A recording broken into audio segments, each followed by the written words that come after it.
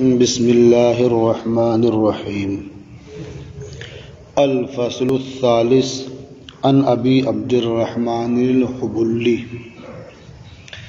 یہ مشکات المصابیح کا صفحہ نمبر 448 ہے اور باب فضل الفقراء کی تیسری فصل ہے۔ حضرت ابو عبد الرحمن حبلی سے مروی ہے۔ یہ ابو عبد الرحمن حبلی یہ تابعی ہیں۔ ان کا نام عبداللہ ابن یزید مصری ہے۔ انہوں نے فرمایا سمعت عبداللہ ابن عمرو وسألہ رجل، میں نے عبداللہ ابن عمرو کو سنا اس حال میں کہ ان سے ایک شخص نے سوال کیا، ایک مرد نے پوچھا تو اس کے جواب میں انہوں نے جو کہا وہ کیا تھا؟ اچھا سوال کیا تھا؟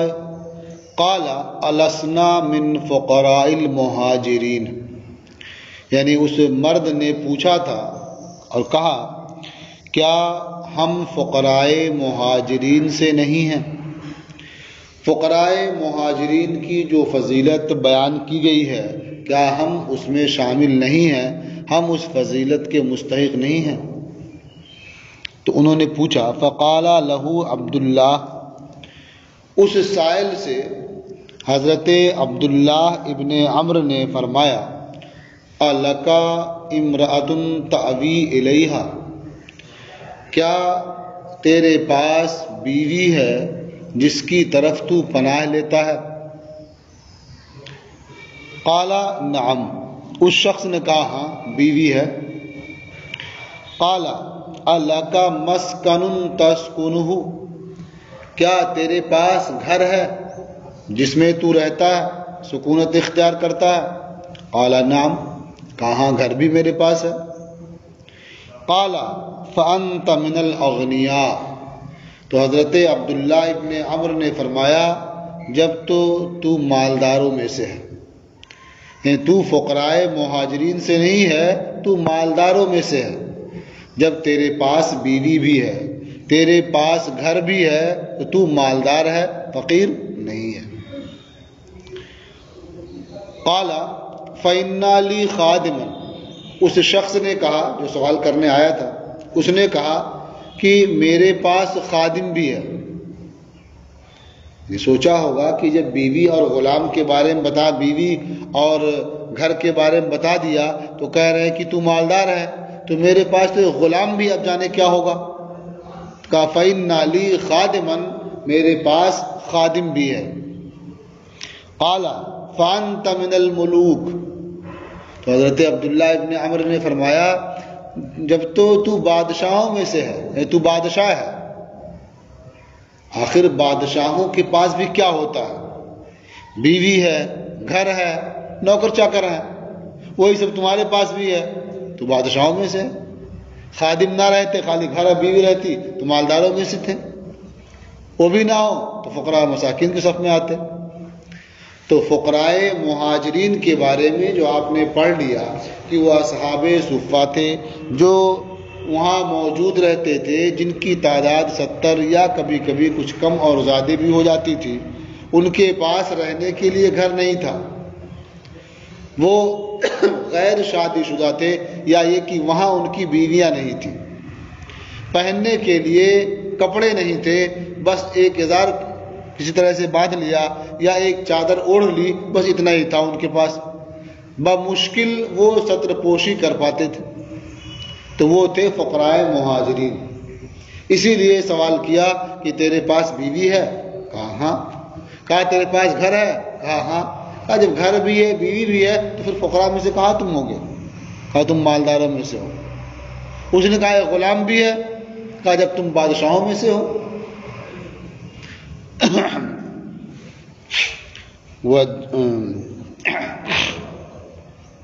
قال عبد الرحمن، حضرت عبد الرحمن نے فرمایا وجاء ثلاثة نفر الى عبداللہ ابن عمرو، اب یہاں دیکھیے قال عبد الرحمن ہے نا، اور اوپر آپ نے پڑھا ان ابی عبد الرحمن، حالانکہ وہی عبد الرحمن جن کا ذکر اوپر ہوا ہے وہی یہ بھی ہیں۔ تو فرماتے ہیں کہ مشکات کے اکثر نسخوں میں ایسا ہی لکھا ہوا ہے، یعنی قال عبد الرحمن ہے، لیکن درست یہ ہے کہ یہ قال عبد الرحمن کے بجائے قال ابو عبد الرحمن ہے۔ جو اوپر تھا ابو عبد الرحمن وہی یہاں بھی ہے، تو بس کسی نسخے میں چھوٹ گیا تب نقل ہوتے ہوتے وہ آگے چلا گیا ایسے ہی۔ تو کیا فرمایا ابو عبد الرحمن نے؟ جاء ثلاثۃ نفر الی عبداللہ ابن عمرو، حضرت عبداللہ ابن عمرو کے پاس 3 افراد آئے، وَأَنَا عِنْدَهُ، اور میں ان کے پاس موجود تھا۔ فَقَالُوا يَا أَبَا مُحَمَّدٍ إِنَّا وَاللَّهِ مَا نَقْدِرُ عَلَى شَيْءٍ لَا نَفَقَةٍ وَلَا دَابَّةٍ وَلَا مَتَاعٍ۔ انہوں نے کہا، 3 افراد آئے تھے، انہوں نے کہا اے ابو محمد، یہ کنیت ہے انہی کی، ابو عبد الرحمن کی ایک اور، اے ابو محمد، یہ کنیت ہے عبداللہ ابن عمرو کی، اس لیے انہی کے پاس آئے تھے نا حضرت عبداللہ ابن عمرو کے پاس، تو عبداللہ کی کنیت ابو محمد۔ بولے اے ابو محمد، یقیناً ہم کسی شے پر قدرت نہیں رکھتے ہیں، نہ نفقے پر، نہ سواری کے جانور پر، اور نہ ساز و سامان پر، یعنی ہمارے پاس کوئی چیز نہیں ہے، نہ تو خرچ کے لیے کوئی سامان ہے، نہ نفقہ ہے، نہ ہی سواری کے لیے کوئی جانور ہے، اور نہ ہی دنیا کا ساز و سامان ہمارے پاس ہے۔ فَقَالَ لَهُمْ مَا شِئْتُمْ، تو حضرت عبداللہ ابن عمرو نے ان سے فرمایا مَا شِئْتُمْ، تم کیا چاہتے ہو؟ ان شئتم رجعتم الینا، اگر تم چاہو تو دوبارہ ہمارے پاس آؤ، لوٹ کر ہمارے پاس آؤ، فَأَعْطَيْنَاكُمْ مَا يَسَّرَ اللَّهُ لَكُمْ، تو ہم تمہیں وہ دیں گے جو اللہ تعالیٰ تمہارے لیے ہمارے ہاتھوں پر آسان فرما دے گا، جو میسر ہوگا ہم تمہیں دیں گے۔ یعنی ابھی تو ہمارے پاس بھی دینے کے لیے کچھ نہیں ہے، لیکن اگر تم چاہتے ہو تو بعد میں ہمارے پاس آؤ، اللہ تعالی ہمیں جو عطا فرمائے گا ہم تمہیں دیں گے۔ تو اگر چاہو رجعتم الینا، تو ہماری طرف رجوع کرو، دوبارہ لوٹ کر کے آؤ، تو ہم تمہیں دیں گے جو اللہ تعالیٰ تمہارے لیے ہمارے ہاتھوں پر میسر فرمائے گا، آسان کر دے گا دینا جس کا۔ وَإِن شِئْتُمْ ذَكَرْنَا أَمْرَكُمْ لِلسُّلْطَانِ، اور اگر تم چاہو تو ہم تمہارے معاملے کا ذکر سلطان سے کر دیں، یعنی سلطان کے سامنے خط کے ذریعہ یا زبانی طور پر ہم تمہارے احوال بیان کر دیں کہ یہ مستحقین ہیں، یہ محتاج اور فقراء ہیں، ان کی مدد کی جائے، کہو تو وہاں کہہ دیں۔ وَإِن شِئْتُمْ صَبَرْتُمْ، اور اگر تم چاہو تو صبر کرو اسی حال پر۔ تو 3 باتیں رکھی، پھر لوٹ کر کے آؤ، ہم تمہیں دیں گے جو کچھ ہوگا ہمارے پاس، بادشاہ سے ہم تمہارے احوال بیان کر دیں، سلطان سے، وہ تمہیں کچھ دیں گے، یا یہ کہ تم صبر کرو، نہ لوٹ کے ہمارے پاس آؤ اور نہ ہی سلطان کے پاس جانے کی نوبت ہے۔ اب صبر کرنے کی فضیلت کیا ہوگی اس کے بارے میں بیان کیا۔ فَإِنِّي سَمِعْتُ رَسُولَ اللَّهِ صلی اللہ علیہ وسلم يقول، کیونکہ میں نے اللہ کے رسول صلی اللہ تعالی علیہ وسلم کو فرماتے ہوئے سنا ہے، ان فقراء المہاجرین یسبقون الاغنیاء یوم القیامت الى الجنت ب40 خریفا، یقیناً فقراء مہاجرین روز قیامت 40 سال مالداروں سے پہلے جنت کی طرف سبقت لے جائیں گے، یعنی مالداروں سے 40 سال پہلے وہ جنت میں پہنچ جائیں گے، مالدار کہیں 40 سال کے بعد وہاں تک پہنچیں گے۔ تو اتنی بڑی فضیلت ہے صبر کرنے کی اس محتاجی پر، تنگ دستی پر، کہ فقراء مہاجرین کے بارے میں حضور نے ارشاد فرمایا قالوا فإنا نصبر لا نسأل شيئا، وہ حضرات بولے کہ ہم صبر کریں گے، کچھ نہیں مانگیں گے، یعنی نہ تو لوٹ کر کے آپ کے پاس کچھ مانگنے آئیں گے اور نہ ہی ہمارا ذکر بادشاہ کے پاس ہو کہ ہم وہاں مانگنے جائیں، ہم صبر کر لیں گے اپنے اس حال پر تاکہ ہم مالداروں سے 40 سال پہلے جنت میں داخل ہو جائیں۔ بولے فَإِنَّا نَصْبِرُ، جب تو ہم صبر کریں گے اور کچھ نہیں مانگیں گے۔ رواہ مسلم، اسے امام مسلم نے روایت کیا ہے۔ اب یہاں بھی وہی ہے 40 سال کا ذکر، اور کل کے سبق میں آپ نے کیا پڑھا تھا؟ نصف یوم، یعنی 500 سال پہلے، تو اس کا جواب دے دیا گیا تھا نا، وہی جواب یہاں بھی ہوگا۔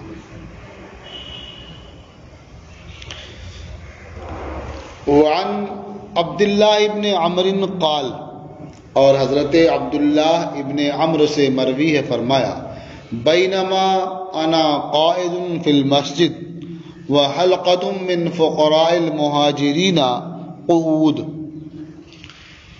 حضرت عبداللہ ابن عمرو نے فرمایا کہ میں مسجد میں بیٹھا ہوا تھا اور فقراء مہاجرین کا ایک حلقہ بھی بیٹھا ہوا تھا۔ حلقہ اس بیٹھنے کی صورت کو کہتے ہیں کہ لوگ گھیر کر کے ایسے بیٹھے ہوں، سنا ہے نا، تو ذکر کرنے کے لیے لوگ ویسے بیٹھا کرتے تھے، اسی لیے حلقہ ذکر کہتے ہیں اسے، کہ ایک آدمی ہوتا ہے گھیر کے باقی لوگ بیٹھے رہتے ہیں اور اللہ کو یاد کرتے ہیں۔ تو فقراء مہاجرین کا ایک حلقہ وہاں موجود تھا، بیٹھا ہوا تھا، اور میں مسجد میں بیٹھا ہوا تھا۔ اذ داخل النبی صلی اللہ علیہ وسلم فقعد الیہم، کہ نبی کریم صلی اللہ تعالی علیہ وسلم مسجد میں داخل ہوئے تو فقراء مہاجرین کے پاس بیٹھ گئے۔ فقعد الیہم، تو ان کی طرف مائل ہو کر کے، ان کی طرف متوجہ ہو کر کے بیٹھ گئے، کیونکہ اس زمانے میں مسجدوں میں مختلف مجلسیں ہوا کرتی تھیں، کچھ لوگ قرآن پاک پڑھتے پڑھاتے، کچھ لوگ اللہ کو یاد کرتے، تسبیح و تحلیل کرتے، کچھ لوگ مسائل سیکھتے، مختلف حلقے ہوتے تھے۔ تو نبی کریم صلی اللہ تعالی علیہ وسلم فقراء مہاجرین کے حلقے کی طرف متوجہ ہو کر بیٹھ گئے۔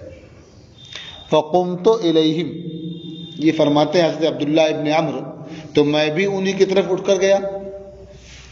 فقال النبی صلی اللہ علیہ وسلم، تو نبی کریم صلی اللہ تعالی علیہ وسلم نے ارشاد فرمایا لیبشر فقراء المہاجرین، چاہیے کہ فقراء مہاجرین کو خوشخبری دی جائے، انہیں یہ خوشی کی بات بتائی جائے، بما یسر وجوہہم، یعنی اس چیز کی خوشخبری دی جائے جو ان کے چہروں کو خوش کر دے، یعنی اتنے خوش ہو جائیں کہ اس کے آثار ان کے چہروں پر ظاہر ہونے لگیں۔ یہ کب ہوتا ہے؟ جب آدمی بہت خوش ہوتا ہے تو اس کے چہرے کو دیکھ کر کے آپ سمجھ سکتے ہیں کہ بہت خوش ہے۔ تو نبی کریم صلی اللہ تعالی علیہ وسلم نے ارشاد فرمایا لیبشر فقراء المہاجرین بما یسر وجوہہم، چاہیے کہ فقراء مہاجرین کو ایسی بات کی خوشخبری دی جائے جو ان کے چہروں کو خوش کر دے۔ اب خوشخبری پھر دی حضور نے، فرمایا فَإِنَّهُمْ يَدْخُلُونَ الْجَنَّةَ قَبْلَ الْأَغْنِيَاءِ ب40 عاما، تو وہ لوگ یعنی فقراء مہاجرین مالداروں سے 40 سال پہلے جنت میں داخل ہوں گے۔ قال، یہ راوی حضرت عبداللہ ابن عمرو کہتے ہیں کہ فرماتے ہیں فَلَقَدْ رَأَيْتُ أَلْوَانَهُمْ أَصْفَرَتْ، تو میں نے ان کے چہروں کے رنگ دیکھے جو روشن ہو گئے تھے۔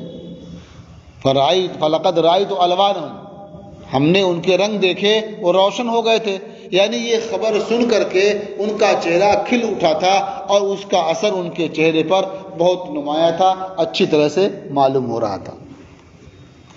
قال عبداللہ ابن عمرو حتی تمنیت ان اکون معہم او منہم، حضرت عبداللہ ابن عمرو نے فرمایا کہ یہ سن کر کے وہ حضرات اتنے خوش ہوئے اور ان کے چہروں پر مسرت و شادمانی کی ایسی لکیریں ظاہر ہونے لگی کہ یہاں تک کہ میں نے تمنا کی، میں نے آرزو کی کہ میں بھی انہی کے ساتھ ہوتا، یعنی میں بھی فقراء مہاجرین ہی میں سے ہوتا، فقراء مہاجرین کے ساتھ ہوتا تو اس خوشخبری کا میں بھی مستحق ہوتا۔ تو فرمایا حتیٰ تمنیت، یہاں تک کہ میں نے یہ تمنا کی، ان اکون معہم، کہ میں ان کے ساتھ ہوتا، اور منہم، یا انہی میں سے ہوتا، کہ انہی کے ساتھ ہونے یا انہی میں سے ہونے کی میں نے تمنا کی۔ رواہ الدارمی، اسے دارمی نے روایت کیا۔ وعن ابی ذر قال، اور حضرت ابو ذر سے مروی ہے، فرمایا امرانی خلیلی بسبع، میرے خلیل نے مجھے 7 چیزوں کا حکم دیا ہے۔ میرے خلیل سے مراد حضور نبی کریم صلی اللہ تعالی علیہ وسلم۔ تو حضرت ابو ذر رضی اللہ تعالی عنہ نے فرمایا کہ میرے خلیل یعنی حضور نبی کریم صلی اللہ تعالی علیہ وسلم نے مجھے 7 چیزوں کا حکم دیا۔ اب وہ 7 چیزیں کیا ہیں؟ امرانی بحب المساکین والدنو منہم، مجھے مساکین سے محبت کرنے اور ان سے قرب کا حکم دیا ہے، یعنی مجھے یہ حکم دیا کہ میں مسکینوں سے محبت کروں اور ان کے قریب رہوں اور انہیں اپنے سے قریب کروں، ان کے ساتھ اٹھوں بیٹھوں، انہیں اپنے ساتھ بیٹھاؤں، اس بات کا مجھے حکم دیا۔ وَأَمَرَنِي أَنْ أَنظُرَ إِلَى مَنْ هُوَ دُونِي وَلَا أَنظُرَ إِلَى مَنْ هُوَ فَوْقِي، اور مجھے اس بات کا حکم دیا کہ میں اسے دیکھوں جو مجھ سے کمتر ہے، یعنی دنیاوی معاملات میں، دنیاوی امور میں جو مجھ سے کمتر ہے میں اس کی طرف دیکھوں، اور اسے نہ دیکھوں جو مجھ سے برتر ہے، یعنی دنیا کے معاملات میں، دنیا کی آرائش اور زیبائش میں، مال و دولت میں میں اسے دیکھوں جو مجھ سے کمتر ہے، اسے نہ دیکھوں جو مجھ سے برتر ہے۔ اس کے بارے میں بھی آپ پہلے پڑھ چکے ہیں کہ اگر اپنے سے کمتر کو دیکھے گا تو وہ اللہ تعالیٰ کا شکر ادا کرے گا، احسان مانے گا، اور اسے خوشی ہوگی کہ اللہ تعالیٰ نے اسے بہت دیا ہے۔ اور اگر اپنے سے برتر کو دیکھے گا، جتنا کچھ بھی اس کے پاس ہوگا سب ناکافی معلوم ہوگا، کم معلوم ہوگا، اور وہ اللہ تعالیٰ کی ناشکری بھی کر سکتا ہے۔ تو اس لیے نبی کریم صلی اللہ تعالی علیہ وسلم نے حکم دیا کہ میں دنیاوی معاملات میں اپنے سے کمتر کو دیکھوں، اسے نہ دیکھوں جو مجھ سے برتر ہے۔ وَأَمَرَنِي أَنْ أَصِلَ الرَّحِمَ وَإِنْ أَدْبَرَتْ، اور مجھے اس بات کا حکم دیا کہ میں رشتہ جوڑوں، میں قرابت کو جوڑوں، وَإِنْ أَدْبَرَتْ، اگرچہ وہ پیٹھ پھیر لے، یعنی جو ہماری قرابت والے ہیں وہ ہماری جانب اگرچہ مائل نہ ہوں لیکن میں ان کی طرف مائل رہوں اور ان سے رشتہ جوڑوں۔ اور مجھے حکم دیا کہ میں رشتہ جوڑوں، قرابت کو جوڑوں، اگرچہ وہ رشتہ دار، وہ قرابت دار پیٹھ پھیر لیں۔ وَأَمَرَنِي أَنْ لَا أَسْأَلَ أَحَدًا شَيْئًا، اور مجھے اس بات کا حکم دیا کہ میں کسی سے کوئی چیز نہ مانگوں۔ وَأَمَرَنِي أَنْ أَقُولَ بِالْحَقِّ، اور مجھے اس بات کا حکم دیا کہ میں حق بات کہوں، وَإِنْ كَانَ مُرًّا، اگرچہ وہ کڑوی ہو، تلخ ہو۔ وَأَمَرَنِي أَنْ لَا أَخَافَ فِي اللَّهِ لَوْمَةَ لَائِمٍ، اور مجھے اس بات کا حکم دیا کہ میں اللہ کی راہ میں کسی ملامت گر کی ملامت کی پرواہ نہ کروں۔ وَأَمَرَنِي أَنْ أُكْثِرَ مِنْ قَوْلِ لَا حَوْلَ وَلَا قُوَّةَ إِلَّا بِاللَّهِ، اور مجھے اس بات کا حکم دیا کہ میں لا حول ولا قوة إلا باللہ کثرت سے پڑھا کروں، کثرت سے اس کا ورد کیا کروں۔ فَإِنَّهُنَّ مِنْ كَنْزٍ تَحْتِ الْعَرْشِ یا مِنْ كَنْزٍ تَحْتِ الْعَرْشِ، کیونکہ یہ لا حول ولا قوة إلا باللہ یہ عرش کے نیچے کے خزانے سے ہیں، یعنی یہ کلمات عرش الہی کے نیچے جو خزانہ ہے اس خزانے کے یہ کلمات ہیں۔ تو اس طرح سے نبی کریم صلی اللہ تعالی علیہ وسلم نے مجھے 7 چیزوں کا حکم دیا۔ اس میں پہلی چیز جو یہاں بیان فرمائی وہ کیا تھی؟ مساکین سے محبت کرنا اور ان سے قرب اختیار کرنا، یعنی انہیں اپنے پاس بیٹھانا اور خود ان کے پاس جانا اور بیٹھنا۔ وعن عائشہ قالت، اور ام المومنین حضرت عائشہ صدیقہ رضی اللہ تعالی عنہا سے مروی ہے، انہوں نے فرمایا کان رسول اللہ صلی اللہ علیہ وسلم یعجبہ من الدنیا 3، اللہ کے رسول صلی اللہ تعالی علیہ وسلم کو دنیا کی 3 چیزیں پسند تھیں۔ اب وہ 3 چیزیں کیا ہیں؟ الطعام والنساء والطیب، یعنی کھانا اور بیویاں اور خوشبو، یہ 3 چیزیں دنیا کی حضور نبی کریم صلی اللہ تعالی علیہ وسلم کو پسند تھیں۔ فَأَصَابَ 2 وَلَمْ يُصِبْ وَاحِدًا، تو نبی کریم صلی اللہ تعالی علیہ وسلم نے 2 چیزیں پالیں اور 1 چیز نہیں پائی۔ یہاں پانے سے مراد کیا ہے؟ یعنی اسے کثرت کے ساتھ پایا، اور 1 چیز نہیں پائی مطلب کثرت سے نہیں پائی۔ باقی تینوں چیزیں آپ کو حاصل تھیں، لیکن 2 چیزیں جو آپ کو پسند تھیں وہ کثرت کے ساتھ آپ کو حاصل تھیں، اور تیسری چیز جو آپ کو پسند تھی وہ کثرت سے حاصل نہیں تھی۔ لیکن وہ کثرت کے ساتھ حاصل نہ ہونا یہ آپ کے اپنے اختیار سے تھا، یعنی پسند ہونے کے باوجود بھی آپ نے اس کی کثرت کو طلب نہیں کیا، کثرت آپ نے نہیں چاہی اس کی۔ اب وہ کون چیزیں آپ کو ملی اور کون نہیں ملی کثرت سے؟ فرمایا اصاب النساء والطیبہ، نبی کریم صلی اللہ تعالی علیہ وسلم نے بیویاں پائیں اور خوشبو پائی، یعنی حضور کے ازواج مطہرات میں 9 تھیں، 11 تھیں، مطلب ایک وقت میں تو 9 رہی ہیں، 11 تک ان کی تعداد ہوئی، بعدیاں اس کے علاوہ۔ تو نبی کریم صلی اللہ تعالی علیہ وسلم کو بیویاں یہ وصف کثرت کے ساتھ ملی۔ اللہ تبارک و تعالیٰ نے اپنے محبوب کے لیے جہاں تک اختیار دیا حضور نے وہاں تک عمل کیا اس پر۔ والطیب، اور خوشبو آپ کو پسند تھی۔ خوشبو کا حال تو یہ تھا کہ اللہ نے آپ کو اس قدر خوشبو عطا فرمائی کہ آپ جدھر سے گزر جائیں وہ راستہ مہک جائے۔ کھانا کیا مہکتے ہیں مہکنے والے کہ بو پہ چلتے ہیں بھٹکنے والے، جدھر سے گزر جائیں تو راستہ خوشبودار ہو جائے، معطر ہو جائے۔ آپ کا پسینہ بہے تو معطر خوشبودار، تو خوشبو آپ کو پسند تھی تو اللہ تعالیٰ نے اس طرح سے آپ کو سراپا خوشبودار ہی بنا دیا تھا۔ آپ کے جسم سے ایسی عمدہ خوشبو آتی تھی کہ اور کہیں وہ کسی کو میسر نہیں ہو سکتی۔ تو خوشبو لگاتے بھی تھے اور جو آپ کے جسم کی اپنی خوشبو تھی وہ الگ ہی تھی۔ وَلَمْ يُصِبِ الطَّعَامَ، اور نبی کریم صلی اللہ تعالی علیہ وسلم نے کھانا نہیں پایا، یعنی کھانا بھی آپ کو محبوب تھا، پسند تھا، لیکن کھانا نہیں پایا، یعنی وصف کثرت کے ساتھ۔ اس لیے کہ آپ پڑھ چکے ہیں کہ آل محمد نے کبھی لگاتار 2 دن جو کی روٹی سے پیٹ نہیں بھرا۔ تو معلوم ہوا کہ کھانا جو ہے وصف کثرت کے ساتھ آپ کو نہیں ملا، یہ نہ ملنا بھی آپ کے اپنے اختیار سے تھا، ورنہ آپ حدیث پاک پڑھ چکے ہیں کہ اللہ تبارک و تعالیٰ نے فرمایا کہ اگر چاہیں تو مدینہ کے سنگریزے سونا بن جائیں۔ اب اس کی تفصیل پوری پڑھ چکے آپ لوگ، یہ پہاڑ خاص ہے یا سنگریزے ہیں یا وادی کیا سونے سے بھر جائے۔ تو آپ نے کس بات کو ترجیح دیا کہ 1 دن آسودہ رہیں اور 1 دن فاقے سے رہیں، بھوکے رہیں، اور دونوں کے فضائل بیان کر دیے۔ تو معلوم ہوا کہ یہ کھانا وصف کثرت کے ساتھ نہ ملنا یہ آپ کے اپنے اختیار سے تھا۔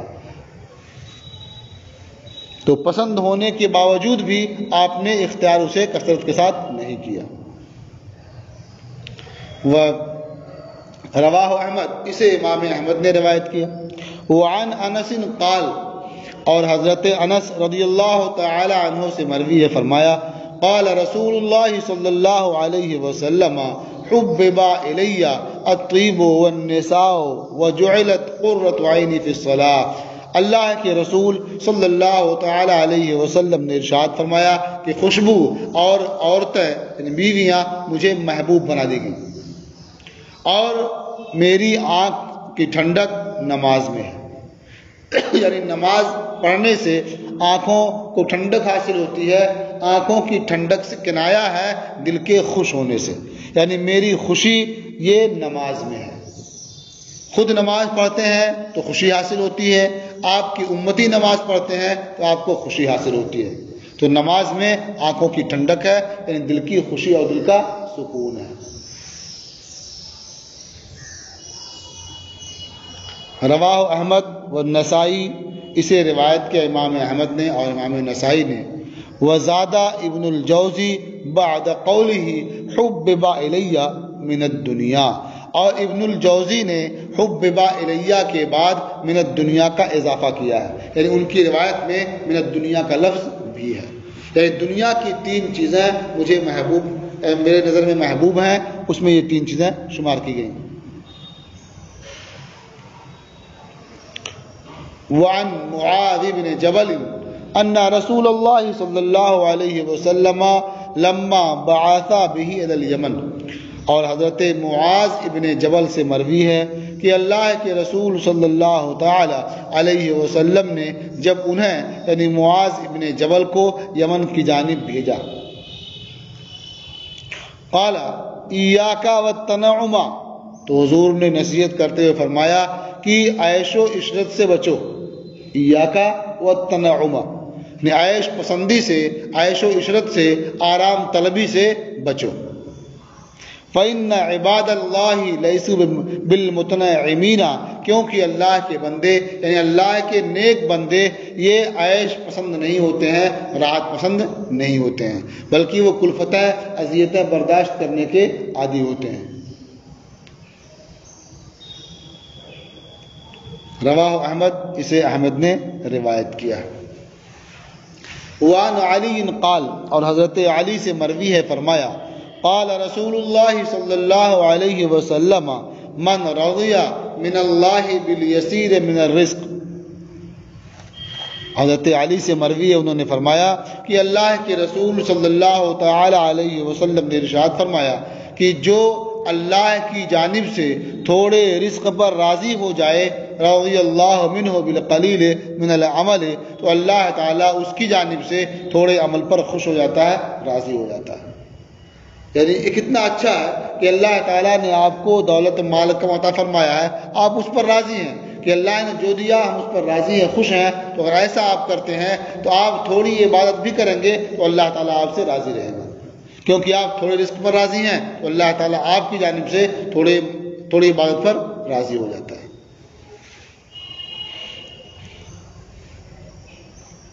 وعن ابن عباس قال، اور حضرت عبداللہ ابن عباس سے مروی ہے فرمایا قال رسول اللہ صلی اللہ علیہ وسلم من جاع او احتاج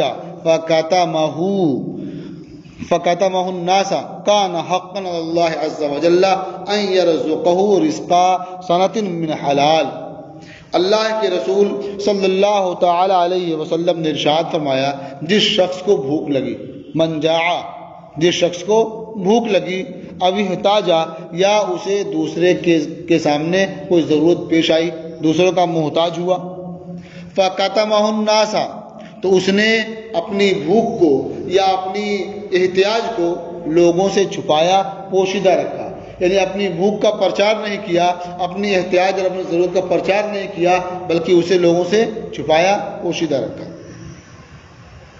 کان حقا علی اللہ عز وجل ان یرزقہ رزقا سنۃ، تو اللہ کے ذمہ کرم پر ثابت ہو جاتا ہے کہ وہ ایسے بندے کو 1 سال کا رزق عطا فرمائے، حلال طریقے سے، حلال طریقے سے اللہ تعالیٰ اسے 1 سال کا رزق عطا فرمائے گا۔ رواہم البیہقی فی شعب الایمان، ان دونوں حدیثوں کی روایت امام بیہقی نے شعب الایمان میں کی ہے۔ وعن عمران ابن حسین قال، اور عمران ابن حسین سے مروی ہے فرمایا قال رسول اللہ صلی اللہ علیہ وسلم ان اللہ یحب عبدہ المؤمن الفقیر المتعفف ابا العیال۔ اللہ کے رسول صلی اللہ تعالی علیہ وسلم نے ارشاد فرمایا، بے شک اللہ تبارک و تعالی اپنے مومن بندے اپنے مومن بندے سے محبت فرماتا ہے۔ کون سا مومن؟ الفقیر، مومن جو فقیر ہو، المتعفف جو پارسا ہو، پاک دامن ہو، ابا العیال اور جو بال بچوں والا ہو، یعنی دوسرے لوگوں کے نفقات جو اس کے ذمہ ہے جن کے لیے وہ کوشش کرتا ہے۔ تو ایسا شخص اگر فقیر ہے تو اللہ تبارک و تعالیٰ اپنے ایسے مومن بندے کو پسند فرماتا ہے، اس سے محبت فرماتا ہے۔ رواہ ابن ماجہ، اسے ابن ماجہ نے روایت کیا ہے۔ اب مومن ہے ساتھ میں فقیر بھی ہے، تو فقیر ہونے کا تقاضا کیا ہوتا ہے کہ لوگوں سے مانگے گا، ہاتھ پھیلائے گا۔ تو آگے ہے المتعفف، یعنی وہ پارسا ہے، سوال وغیرہ سے بچنے والا ہے، دور رہتا ہے۔ اب ایسا ہوتا ہے خرچی اس کے پاس نہ، اس لیے نہیں مانگتا ہے۔ کہ ابا العیال، وہ بال بچوں والا بھی ہے، اخراجات اس کے لمبے ہیں، اس کے بعد بھی ہاتھ نہیں پھیلاتا ہے۔ تو ایسا نیک بندہ اللہ تعالیٰ کو محبوب ہے۔ وعن زید بن اسلم قال، اور حضرت زید بن اسلم سے مروی ہے، فرمایا استسقا یوما عمر فجیء بماء قد شیب بعسل۔ حضرت زید بن اسلم سے مروی ہے کہ ایک روز حضرت عمر نے پانی مانگا، یعنی پینے کے لیے پانی طلب کیا۔ فجیء بماء، تو ان کے پاس ایسا پانی لایا گیا جس میں شہد ملا دی گئی تھی۔ شہد ملانے کے بعد پانی ذرا میٹھا ہو گیا، اور وہی پانی حضرت عمر فاروق اعظم کے پاس لایا گیا۔ فقال انہ لطیب، تو حضرت عمر نے فرمایا یقیناً یہ پانی بہت اچھا ہے۔ انہ لطیب، یقیناً یہ اچھا ہے۔ لیکنی اسمع اللہ عز وجل نعا علی قوم بشہواتہم، لیکن میں سن رہا ہوں کہ اللہ عز و جل نے ایک قوم کے عیب کا ذکر کیا ان کی شہوتوں کے سبب، ان کی خواہشات کے سبب۔ فقال اذهبتم طیباتکم فی حیاتکم الدنیا، تم نے اپنی نیکیاں اپنی دنیا کی زندگی میں ختم کر دی۔ واستمتعتم بها، اور تم نے اس کا فائدہ اٹھا لیا۔